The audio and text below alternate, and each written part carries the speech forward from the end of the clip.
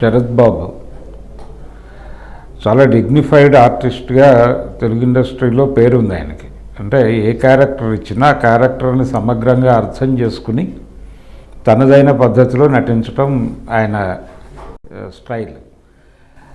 ఆయన హీరో కావాలి అని ఏ రోజు అనుకోలేదు. అంటే చాలామందికి హీరో కావాలనేటువంటి ప్రోగ్రాం ఉంటుంది, కానీ ఆయన అటువంటి ప్రయత్నం కూడా చేయలేదు.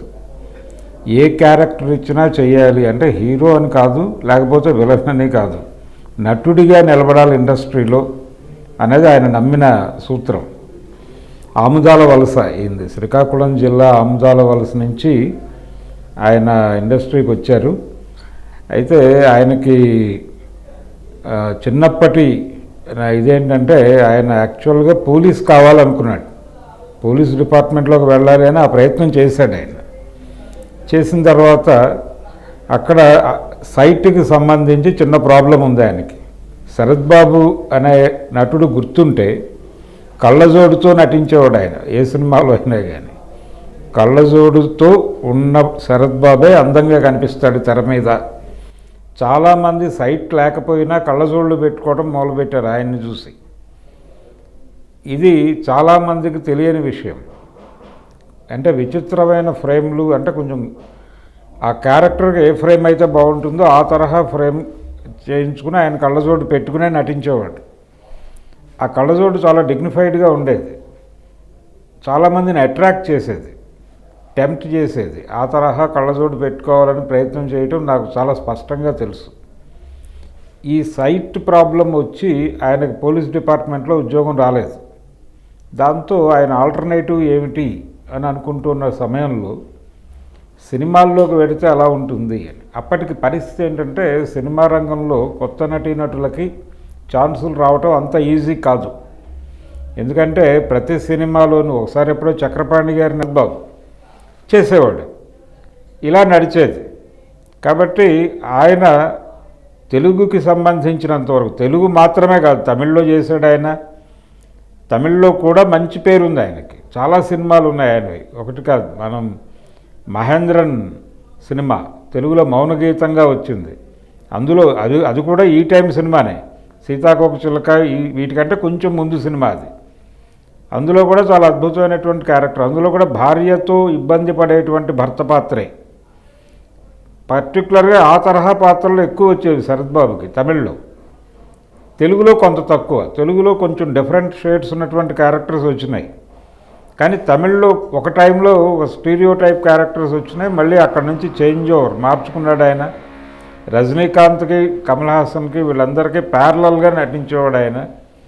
ఆయన తమిళ్లో డైలాగ్ని తమిళ ఆడియన్స్ బాగా ఇష్టపడేవాళ్ళు. అంటే కొంచెం తెలుగు టచ్ ఉన్నటువంటి తెలుగు ప్రేక్షకులు ఎలాగైతే కమల్ హాసన్ వాయిస్ని ఆనందించేవాళ్ళు. మరో చరిత్ర ఇలాంటి సినిమాలు, అంటే డబ్బింగ్ సినిమాల్లో కమల్ హాసన్కి బాలసుబ్రహ్మణ్యం గారు డబ్బింగ్ చెప్పేవాడు, కానీ స్ట్రైట్ సినిమాల్లో తన డైలాగ్ తనే చెప్పుకునేవాడు ఆయన. కాబట్టి అది ఇంట్రెస్టింగ్గా అనిపించేది తెలుగు ఆడియన్స్కి. అదే పద్ధతిలో శరత్ బాబు అక్కడ కనెక్ట్ అయ్యాడు. శరత్ బాబు తెలుగు టైపు తమిళ్ ఉచ్చారణ వాళ్ళకి నచ్చేది. అలా శరత్ బాబు తమిళ్ తెలుగుల్లో ప్యారలల్గా మంచి సినిమాలు చేశాడు, మంచి క్యారెక్టర్స్ చేశాడు. అలాగే భారతీరాజా సంగీతం శ్రీనివాసరావు గారు, బాపు విశ్వనాథ్, అలాగే నవతా కృష్ణరాజు గారు, ఇలా ఒక క్రియేటివ్ పీపుల్. వాళ్ళు సినిమా అనుకోగానే శరత్ బాబుకి ఏదో క్యారెక్టర్ అందులో ఉండేది. అయితే ఇండస్ట్రీ పరంగా ఆయన కాంట్రవర్షియల్ కాదు, కానీ వ్యక్తిగత జీవితంలో, వైవాహిక జీవితంలో ఒక కాంట్రవర్సీ ఆయన్ని చనిపోయే వరకు వెంటాడింది. రమాప్రభ గారిని ఆయన పెళ్లి చేసుకున్నాడు. వాళ్ళిద్దరికీ మధ్య ఏజ్ గ్యాప్ 4 years ఉంటుంది. ఆ ఏజ్ గ్యాప్ ఆయన 22 సంవత్సరాల వయసులో ఆ వివాహ బంధంలోకి వెళ్ళాడు. అప్పటికే ఆవిడ సీనియర్ ఆర్టిస్ట్. తన ద్వారా శరత్ బాబు చాలా మేలు పొందాడు. అంటే చాలామందికి తాను చెప్పి రికమెండ్ చేశాను అనేది ఆవిడ ఫీలింగ్. పర్టికులర్గా భీమ్ సింగ్ అని ఒక డైరెక్టర్ ఉండేవాడు. ఆ రోజుల్లో శివాజీ గారితోనూ ఎన్టీఆర్ గారితోనూ సినిమాలు చేసేవాడు ఆయన. అలాంటి డైరెక్టర్ల దగ్గర ఇతన్ని ప్రమోట్ చేశాను నేను అనేది రమాప్రభ గారి క్లెయిమ్. అట్లా ఇతని కెరీర్ని నిలబెట్టడంలో తన పాత్ర ఉంది అని ఆవిడ వీళ్ళిద్దరూ కలిసి ఉన్న రోజుల్లో కూడా ఇంటర్వ్యూల్లో చెప్పారు. శరత్ బాబు ఆవిడ పక్కన కూర్చుని ఉన్న టైంలోనే ఆవిడ చెప్పారు, ఎన్టీ రామారావు గారి బంగారు మనిషి సినిమాలో క్యారెక్టర్ ఉంది ఇతనిది, ఫుల్ లెంగ్త్ క్యారెక్టర్. ఆ క్యారెక్టర్ రావడానికి కారణం నేనే అని రమాప్రభ గారు చెప్పారు. ఈయన కూడా ఆమోదించాడు ఆ టైంలో. ఈ ప్రయాణం కొనసాగి తర్వాత వాళ్ళిద్దరూ విడిపోయారు. మనస్పర్ధలతో విడిపోవటం, ఏ ఇద్దరు కంటిన్యూగా కలిసి ఉండాలని ఎక్కడా లేదు. శరత్ బాబు మూలంగా రమాప్రభకు ఇచ్చారు ఆ క్యారెక్టర్ ఆ సినిమాలో పర్టికులర్గా 47 డేస్లో. తమిళ్లోనూ ఆయనే చేశాడు, తెలుగులోనూ ఆయనే చేశాడు. ఇలా వాళ్ళిద్దరి మధ్య సినిమాలకు సంబంధించి ఒకళ్ళనొకళ్ళు ప్రోత్సహించుకునేటువంటి ప్రయత్నము జరిగేది. అలాగే ఆర్థికపరమైనటువంటి వివాదాలు కూడా అనేకం వచ్చినాయి. వీళ్ళు విడిపోయిన తర్వాత ఆస్తంతా కొల్లగొట్టుకుని వెళ్ళిపోయాడు అని ఆవిడ ఒక ఎలిగేషను. లేదు, నేను చాలా జెన్యూన్గా ఇచ్చేసే బయటపడ్డాను, ఆవిడ చెప్తున్నది పూర్తి వాస్తవం కాదు, ఆవిడ బయట ప్రచారం చేస్తున్నది పూర్తి వాస్తవం కాదు అని చాలా సందర్భాల్లో చాలా ఓపెన్గానే కొంచెం వైలెంట్గా కూడా చెప్పాడు ఆయన శరత్ బాబు. అలాగే శరత్ బాబు మీద ఆవిడ కూడా చాలా తీవ్ర స్వరంలోనే ఎలిగేషన్స్ చేశారు. ఇవి రెండు ఏది వాస్తవం అనేది ఎవరికి జడ్జిమెంట్ లేదు. ఎవరి కోణంలో వాళ్ళు రమాప్రభని నిజము అని అభినందించి, లేదు ఆవిడకి అండగా నిలబడినటువంటి వాళ్ళు ఉన్నారు. అలాగే శరత్ బాబు చెప్పే దానిలో వాస్తవం ఉంది అని నమ్ముతున్నటువంటి వాళ్ళు కూడా చాలామంది ఉన్నారు. కానీ ఒక వివాదం అయితే కొనసాగింది. అది ఏ రోజున ఇద్దరు సయోధ్య కోసం కూర్చోవడం లాంటి కార్యక్రమాలు జరగల. నిజానికి శరత్ బాబు ఉండగానే ఆవిడ వెళ్ళిపోతారు అనుకున్నారు. ఆవిడ ఆరోగ్యంగా ఉన్నారు. అయితే ఈయన కూడా చాలా ఆరోగ్యంగా ఉన్నారు. ఈయన నంబియార్ కూతురుని పెళ్లి చేసుకున్నారు. తర్వాత నంబియార్ కూతురుతో మళ్ళీ విభేదాలు వచ్చి ఇంకొక జర్నలిస్ట్తో నేను వైవాహిక జీవితంలోకి వెళుతున్నాను అని ఆ మధ్య ప్రకటించి కొంచెం సెన్సేషన్ క్రియేట్ చేశాడు ఆయన. ఈ రిలేషన్స్ నడుస్తున్న టైంలోనే అనారోగ్యం పాలవటం.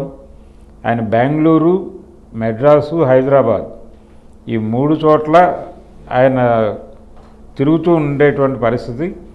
అలా ఆయన అనారోగ్యం పాలైనప్పుడు తీసుకొచ్చి హైదరాబాద్ హాస్పిటల్లో జాయిన్ చేయటం, ఇక ట్రీట్మెంటు, ఇదంతా అందరికీ తెలిసిన విషయమే. శరత్ బాబు విలక్షణ నటుడు.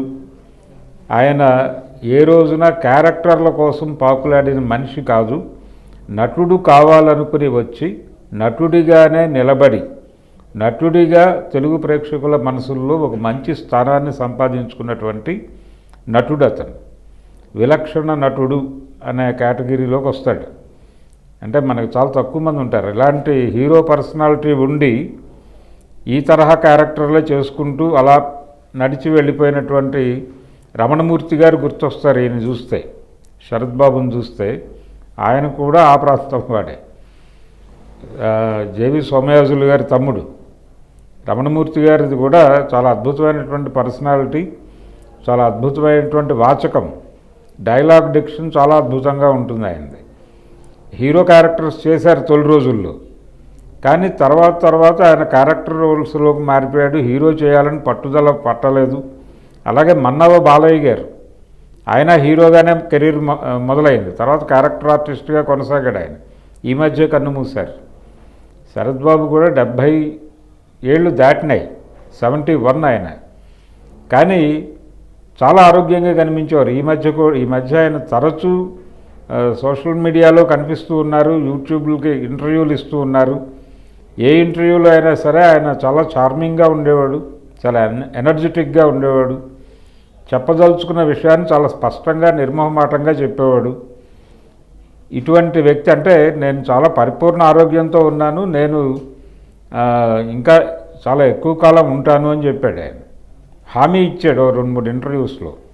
ఆయన చివరిగా చేసిన సినిమా ఇంకా అంటే కళ్యాణ్ రామ్ సినిమాలో దానిలో చేశాడు ఆయన. ఎంత మంచి వాడవరా అనే సినిమాలో సుహాసిన్తో కలిసి ఒక క్యారెక్టర్ చేశాడు ఆయన. ఇంకా సినిమాలో నటించాలి అనేటువంటి తపన ఉంది ఆయనకి. ఎవరన్నా ప్రాపర్ క్యారెక్టర్తో వస్తే చేయటానికి ఎటువంటి అభ్యంతరము లేదు అని చెప్పేవాడు ఆయన. కానీ ఇలా చాలా ఆరోగ్యంగా ఉన్నాడు, చాలా హ్యాపీగా ఉన్నాడు ఆయన అనుకుంటున్నటువంటి సమయంలో సడన్గా అనారోగ్యం పాలవటం, ఇలా హైదరాబాద్లో హాస్పిటలైజ్ అవటం, ఆయన అభిమానులు అంటే ఓపెన్గా ఫ్యాన్స్ అని చెప్పుకోకపోయినా కానీ శరత్ బాబు అంటే ఒక సాఫ్ట్ కార్నర్ ఉన్నటువంటి ఒక సెట్ ఆఫ్ ఆడియన్స్ ఉన్నారు ఆయనకు ఒక అభిమానులు ఉన్నారు.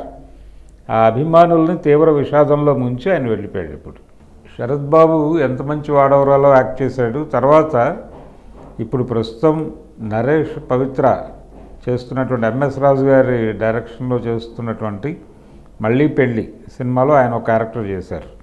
ఆ సినిమా రిలీజ్కి రెడీగా ఉంది. కాబట్టి అభిమానులు ఈ సినిమాలో శరత్ బాబుని చూడొచ్చు.